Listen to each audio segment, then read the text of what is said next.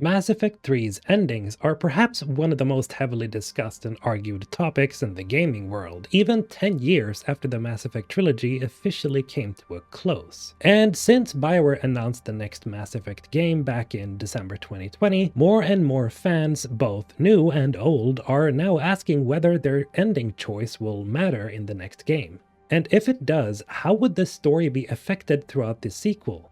No, Bioware hasn't actually confirmed yet that it will be a sequel to the Mass Effect trilogy, but looking at what we've seen so far when it comes to official material, it seems pretty safe to say that we'll be returning to a post-Reaper War Milky Way galaxy. If this includes Mass Effect Andromeda to the mix is not entirely clear either, but hints seem to suggest that the next game will be a sequel to both. More on that later.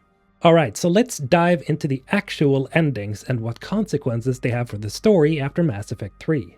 And what better way than to start with the refusal ending? I fight for freedom. Mine and everyone's. I fight for the right to choose our own fate. And if I die, I'll die knowing that I did everything I could to stop you. And I'll die free. So be it. Yeah. No. The refusal ending will have absolutely no bearing on the next game. Bioware just inserted this ending because fans were screaming for a way to tell the Reapers to fuck off. If you need more evidence for refusal being a joke ending, we can just look at the trailer itself. See that girl there? Yeah, that's Liara T'Soni. The same Liara T'Soni that would have been dead if you had refused to make a choice, because the Reapers literally win here. So what about control then? Was the Illusive Man right after all? Now, I'll be completely honest with you guys. On my very first playthrough of Mass Effect 3 back in 2012, this was the ending I chose. And here's why. Control is the one and only ending where you actually see Shepard live on in some shape or form. Just like most of you guys, I was extremely attached to my Shepard, and knowing that my Paragon Shepard would still be there somewhere deep inside the swirling Reaper hive mind just took the edge off having to deal with the fact that Shepard would be gone forever, like I assumed he would be in the other endings. But Shepard being a godlike AI with a massive armada of nigh indestructible Reapers poses a pretty big problem for any future games. There's literally nothing that can stop him or her. Well, as far as we know. A Shepard AI that goes around the galaxy policing every star system would basically remove any future opposition. It doesn't really matter if your Shepard was a Paragon or a Renegade, as the Shepard AI becomes a supreme authoritative figure, and there can be no true freedom when there exists a literal god that can swoop in at any moment to crush any would-be free thinkers. Now, of course, a conflict where you play as a rebel that opposes the Reaperized Shepard is an interesting idea in of itself, but we would be retreading old ground by fighting the very same enemy that we already faced throughout 3 games already. The only way I see the Control ending being included as a canon choice would be if the Shepard AI realized this problem and simply took off to let the races of the galaxy control their own fates. This could prove to be an interesting mission or a side mission in the next game, where maybe you take on the difficult task of tracking Shepard and the Reapers down again in an effort to combat a new threat that's rising. Becoming friends with your old enemies to fight a new villain might sound like an old trope, but Shepard was never an enemy, so I actually like this idea quite a lot. Now, with Control settled, how would we deal with the so-called best ending? No, I'm not talking about Destroy just yet, but I am talking about Synthesis. Here's the thing, Synthesis is definitely the best ending on paper, especially if you look at what it means for the future of the galaxy. But it's not the best ending for us as players, and it's definitely not the best ending to build a sequel off of, and here's why. Synthesis, in a nutshell, is the perfect solution that the Catalyst and the Reapers were trying to create, in order to put a permanent end to the eternal conflict between organics and synthetics. In short, it somehow restructures the DNA of every life form in the entire galaxy and essentially creates a new form of life. But it also converts synthetic beings in order for them to understand how organic life thinks, somehow. Now, I say somehow because we really don't know exactly how that would work, but since the fandom has resorted to calling it space magic, I'll do so as well. magic. But the fact that this is space magic isn't really the problem here. The problem is that through synthesis, any future conflicts are basically erased from the table. As we can surmise through Edie's narration during the ending, synthesis seems to have created a perfect understanding between every life form, and why would anyone fight if we all just understood each other? True, since we can assume that synthesis only affected the Milky Way galaxy, it is entirely possible that the threat we'll face in the future game comes from outside the galaxy. But again, synthesis is still explained to be the ultimate form of life, and I have a hard time seeing how anything could ever pose a threat to an entire galaxy of life forms that's united, especially with the Reapers still alive and at the helm.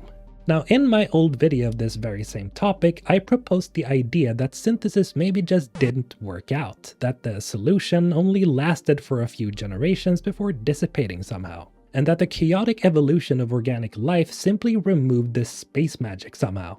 This would in essence introduce the possibility for conflict once again, as the once thought perfect harmony between all life started to fade, and just like the Control ending, the Reapers and the Catalyst decide to simply leave or self-destruct since they realize that their solution didn't work. And that would explain why we're seeing dead Reapers in the next Mass Effect trailer, as well as the idea that the Geth indeed survived, which we can surmise from the official poster for the next Mass Effect. Yet, the next Mass Effect teaser trailer does point to one ending that's most likely canon. Yes indeed, destroy.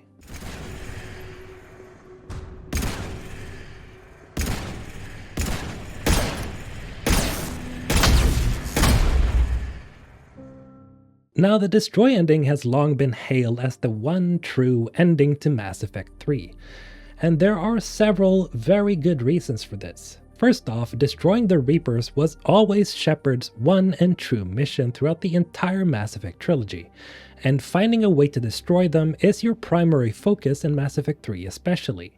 Secondly, by destroying the Reapers, you leave room for another equally memorable villain to take their place. Because if the Reapers were still alive in the Milky Way galaxy after Mass Effect 3, like, in Control or Synthesis, it'd be hard to create a villain that could ever pose a threat to the races of the Milky Way galaxy simply because of the Reapers' sheer power. And thirdly, the perfect destroy ending gives us several hints that Shepard survived the fall to Earth after the Crucible fired. Alright, now I've seen comments all over not only Reddit and other forums, but on my own YouTube channel as well, that Shepard's survival doesn't necessarily mean that destroy has to be canon. And this is especially true if the next game is set even a couple of 100 years or even 1,000 years into the future, which is also likely. Because if this was the case, then Shepard just wouldn't be alive at that point since, well, Shepard is a human. A cybernetically enhanced human, but a human nonetheless. And we just don't live that long compared to other species. So setting the game hundreds or 1,000 years into the future could solve the Shepard dilemma. But this still leaves the choices you made throughout the trilogy. I mean, you can choose to doom the Rachni forever in Mass Effect 3, and you can plant a fake genophage cure during the Tuchanka mission. And most importantly, picking a side during the Geth and Quarian War will result in the complete and utter genocide of either race. Or well, almost. Some of the choices you make throughout the trilogy, especially in Mass Effect 3, have massive repercussions for the future of the galaxy. There's a lot of variables that just, in my mind, seem almost like an impossible task for Bioware to figure out if they were to include all of the major choices in the next game. The galaxy would just be way too different immediately after the Reaper War. Now, I could see the effects of Shepard's choices maybe lessen to a degree if the game is set far into the future, which again brings us around to the timeline.